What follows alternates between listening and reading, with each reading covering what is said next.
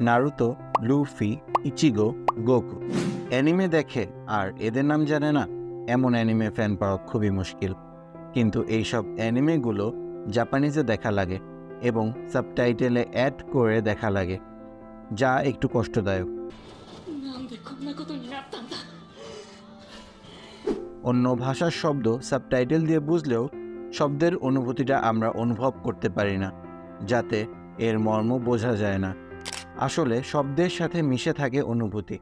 যে কোনো ভাষার শব্দ অনুভূতির পরিপূরক, কিন্তু শব্দ আর অনুভূতি বিষয়টা একটু আলাদা। হতে পারেন আপনি একজন জাপানিজ অ্যানিমে লাভার, কিংবা উচ্চশিক্ষার জন্য বা ভ্রমণের উদ্দেশ্যে যেতে চান জাপান, অথবা জাপানিজ সংস্কৃতি আপনার খুবই পছন্দ।